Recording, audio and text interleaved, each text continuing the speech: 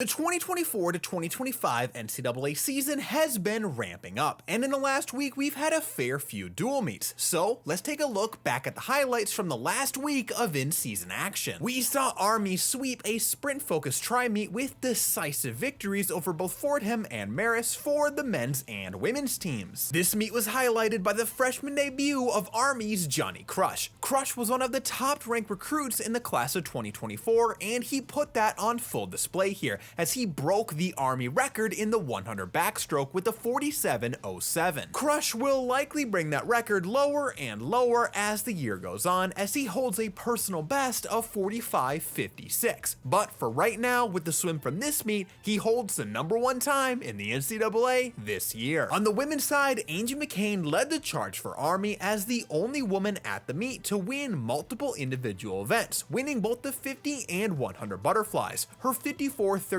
in the 100 butterfly ranks her as the second fastest so far this year. Also notable was Fordham's Ainhoa Martin, as she put up the #1 time in the season in the 200 IM with a 201.86 as she won the event. Division II Delta State hosted the University of Alabama for their traditional season opener, as Alabama won both the men's and women's meets. The Crimson Tide men had two swims ranked #1 in the NCAA this season. Tony DeGoja with a 44.04 in the 100 free, and Leonardo Alcantara with a 432.50 in the 500 free. The top performing swim for the Bama women was Candace Vincent, as she ripped a 22.65 in the 50 free, leading off the 200 free relay. Delta State, meanwhile, had some #1 times for the Division II rankings for the year. Michael Robinson in the 50 and 100 freestyles, and Casper McNall in the 200 fly for the men. The women saw Kaylee Davis rank #1 in the 100 back, as well as their relay teams in both the 200 free and 200 medley relays ranked #1 in the division. Virginia Tech swept George Washington University in their duels, and in doing so put up numerous NCAA leading times. Among those names was returning 5th year and 2023 NCAA champion Youssef Ramadan, topping the rankings in both the 50 free and his signature 100 butterfly. The Virginia Tech women saw two NCAA leading times from Carmen Wheeler-Sastre, first in the 200 back and then in the 100 free, while leading off the 400 free relay. The University of Miami, Florida earned a decisive victory over Florida International University, and in doing so, they topped the NCAA rankings in 6 different events. This was led by freshman Simone Moll, as she leads the NCAA in both the 100 and 200 breaststrokes. Finally, we saw Georgia Tech take on in-state Division III powerhouse Emory, as Georgia Tech won both the men's and women's meets. The Georgia Tech men had impressive showings in the 1000 free and the 200 back, where they currently rank 1-2 in both of those events. For the women, Zara Massoud had the highest ranking swim, currently ranking #1 in the 200 butterfly. Emory, meanwhile, took the top spot, and oftentimes the top several spots in the Division III rankings in every single event. Granted, there have been very few Division III meets at this point in the season, but that's still a cool feat to pull off, and it paints a target for any other D3 swimmers that want to take that #1 rank for themselves. That's all for this NCAA recap. Now, obviously there were a ton of meets with notable swims that I wasn't able to cover here, so let me know down below what your favorite swim was that I didn't mention, and I'll see you next week for another recap.